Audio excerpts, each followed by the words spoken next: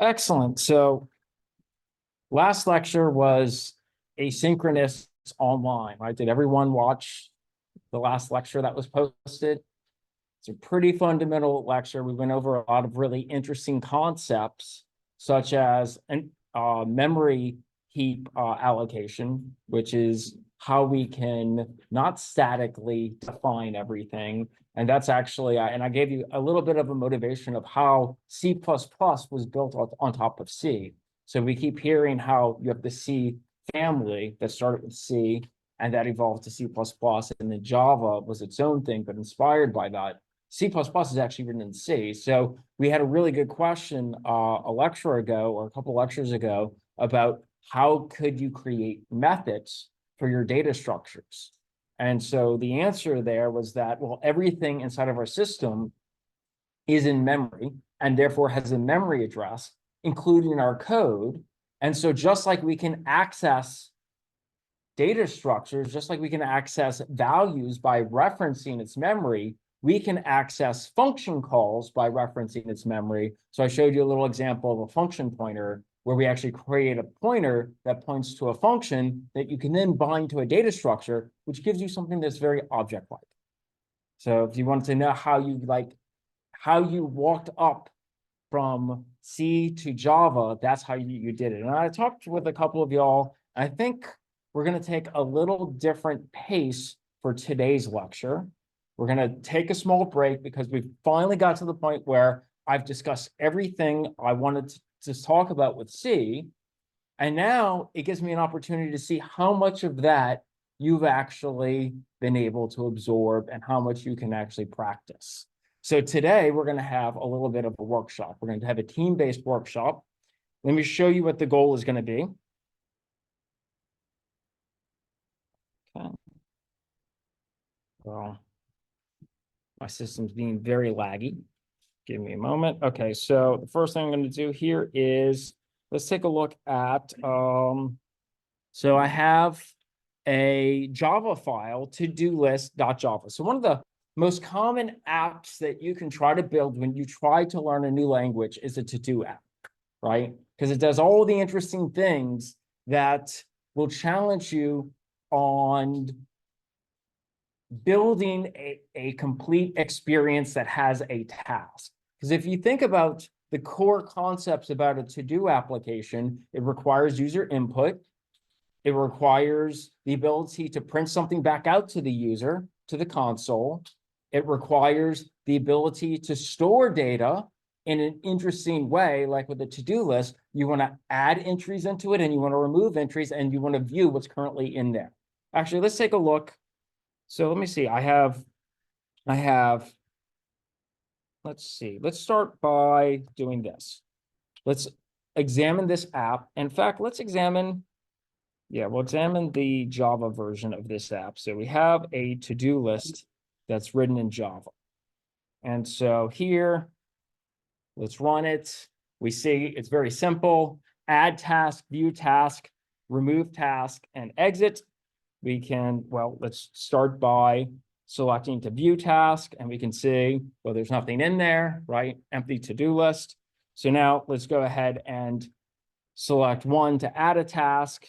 And so this is task one.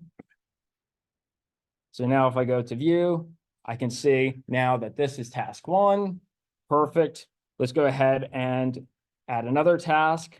This is task two. And let's go ahead and take a look at that. This is task two. Perfect. Now let's go ahead and add another task. This is task three. Okay. Now clearly we can see where this is going. We can view that, and this is task three. Let me bring this down a little so I can see where my, okay, there we go. So now let's try to remove a task. So let's do three. And in this instance, we're going to remove the second task. So if I do that, if I go and look at my task again, I see now that I have, did I enter? Oh, here's one. This is task 4. Okay, let's go to view. Okay, so we could see I have this is task 1, this is task 3, this is task 4. So we could see we could remove the middle task and then populates everything back up. Let's remove some more tasks. So let's remove task 1. And now let's view. And we can see, yep, this is task 3. And then let's go back. Let's remove a task again. 1, view. This is task 4. And then finally we'll remove that one. So a pretty simple app, right? Something that you should be able to do in Java, right? With this, would you say this is a pretty trivial thing to do in Java? So, okay. So let me exit out of this. Let's clear this. Okay, so now, let's see here. Do I have, and let me do this, GCC. So we also have a C variant of this, right? The capstone source code file for what we've been led up to with all these little tiny micro examples we've been looking at. So let's go ahead and call this to do app. And presumably when I go and run this,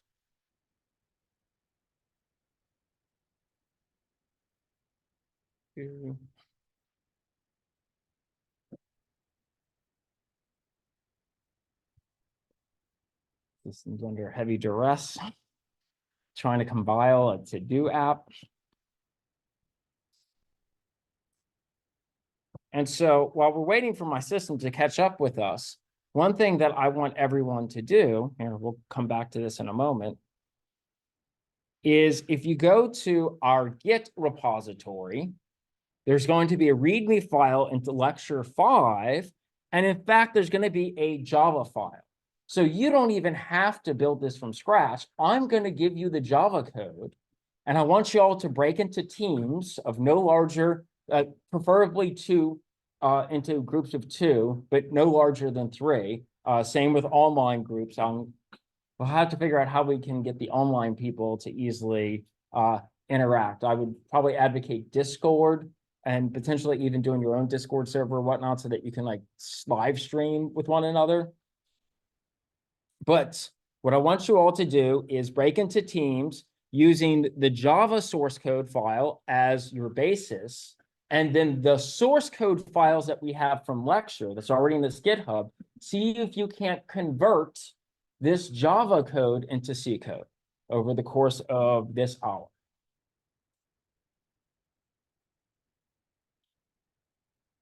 Let me see if this ever. Finally. Haha. So I should be able to run this. And you see when I run my C application, it's going to look exactly like the Java application.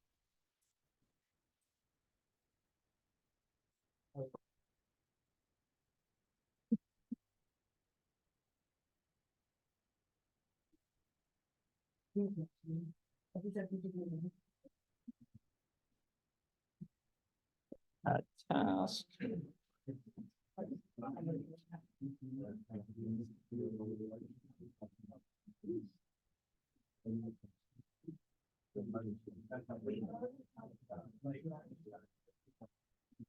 We're off a little bit. Of course, that's exactly why.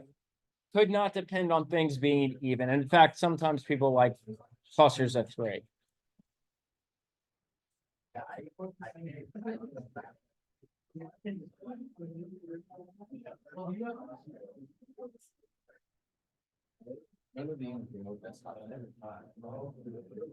Oh, yeah.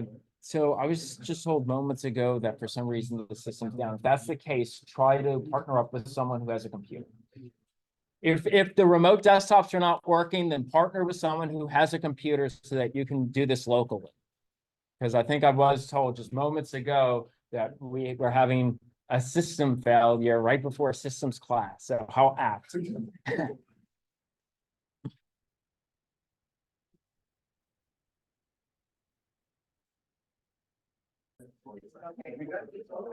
Okay, we are out of time for today's lecture, but I would like for you all to continue to work exchange names, Discord names or whatnot. People online were asking me what the due date for this project is. I'm gonna have it set to Monday. So feel free to continue to work in groups and see if you can't get this code translated from Java to C. You can see, as close as these languages are, it's not a trivial task. And so if you get stuck, recall all the source code that we've talked about inside of our lectures is available in the GitHub as well. Use that as a reference point.